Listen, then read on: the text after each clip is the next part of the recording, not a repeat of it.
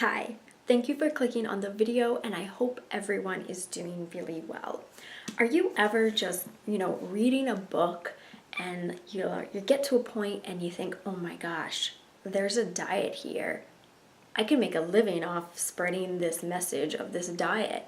Well, this very book right here has inspired a fad diet called the Bible diet. This diet is sometimes called the Maker's Diet and was created by someone named Jordan Rubin, who is a motivational speaker. So, of course, we can trust absolutely everything he says 100% because he's a motivational speaker, not a doctor, not a scientist, not a dietitian, not a nutritionist. No, he's a motivational speaker, so he knows what he's talking about. He claims that this diet helped him cure his Crohn's disease. Sadly, there is no scientific evidence pointing to this as factual. The diet is based off of the dietary restrictions of the Old Testament of the Bible, specifically the books of Deuteronomy and Leviticus. So I wanted to get a reference point, so I looked in my own Bible and I couldn't seem to find those two books. So I'm really confused because shouldn't the Bible have those books? Silly me, I didn't realize there was more than one Bible.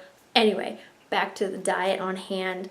What is permitted on this diet? The main focus of this diet is plant-based foods like whole grains, legumes, seeds, nuts, fruit, and almost every vegetable.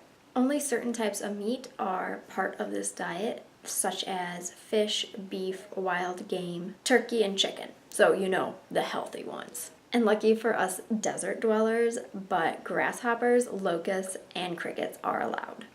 Yay. What are the excluded foods? This diet is basically kosher, which is what the Jewish people or most Jewish people follow. I don't know why we couldn't just say you're on a kosher diet, but no, we had to be fancy and call it something completely different. So the Bible diet. Kosher comes from Levitical law, which is from the book of Leviticus. So no forms of pork or seafood are permitted. That's like the shell fish kind of stuff. So that's different from fish. The diet encourages you to avoid foods that contain refined flour and sugar, and no processed meats, processed junk foods or drinks, and no fried food. Like every good fad diet, the Bible diet is broken down into 3 phases because just giving someone a meal plan would be way too simple. We have to break it down into 3 different parts and make it a little bit more complicated. The first 14 days of the Bible diet is phase 1, and this is when you eliminate refined flours and refined sugars, and you eliminate grains and starchy vegetables. Now this is where it gets a little complicated. The next 14 days, which is phase 2, is when you do the exact same thing as phase 1, except we're now calling it phase 2 to make this diet more official. I'm not sure why we couldn't just combine phase 1 and phase 2 and have one phase and just make it that way. But no, they have broken it down into 2 phases where you do the exact same thing. And the third phase, which has no time limit, is when you reincorporate grains and starchy vegetables back into your diet. My thoughts on that? These phases are stupid. Other than the permitted foods, excluded foods, and the 3 phases, there are a few other components to this diet. This diet emphasizes spirituality. Naturally, it's from the Bible. I'm going to assume, I don't know, maybe the creator, I didn't read if he was a Christian, maybe he's Jewish, I'm not sure.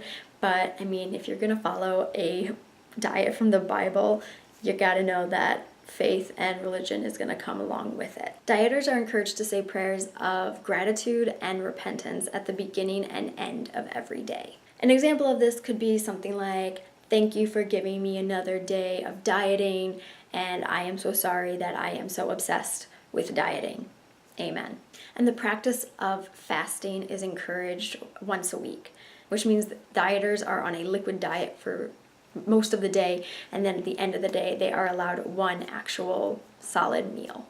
And now my final thoughts on the Bible diet. Firstly, there is nothing wrong with wanting or trying to eat like the people of the Bible from the Old Testament. There's nothing wrong with that. However, we live in 2017. We are not living in biblical times. Why are we trying to simulate something that is no longer relevant? Even diets that are developed by dietitians, nutritionists, doctors, even those diets can be a little iffy. I mean, just look at the list of fad diets. A lot of them were created by doctors and they are so sketchy. However, this diet comes from someone who has no knowledge, no education in medical, health, nutrition. He has no education in this, and he is trying to pass off a diet of old times and trying to make it relevant today. And on top of all that, there is no scientific evidence backing up any of the claims made or promised through this diet. I think it's great that the main focus of this diet is plant-based foods, with just incorporating a few animal products. However, the fact that animal products are still finding their way onto diet menus in this day and age where it has been proven that those foods are incredibly unhealthy and actually contribute no benefit to our bodies, that surpasses the negative. Sure, they have good benefits, but the negatives outweigh the benefits. And I don't think God, the author of the Bible, would like that you're using his sacred text to promote foods that cause disease and death. Like I said, we don't live in biblical times, so eating animals is no longer necessary. Lastly, it's not the worst diet. I'll give it that. Well, this is the Bible diet, and like I said, it's not the worst, but it could be better, seeing as we live in 2017 and times have changed.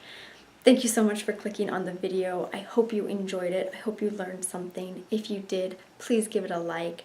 For more videos about diets, eating disorders, nutrition, and health, please subscribe. And I do want to say real quick, thank you so much to all the people who have subscribed. I think I'm at like 130 last time I checked, which is awesome, which is 130 more than I thought I would ever have. So thank you so much. I really appreciate it, and I will see you next time. Bye!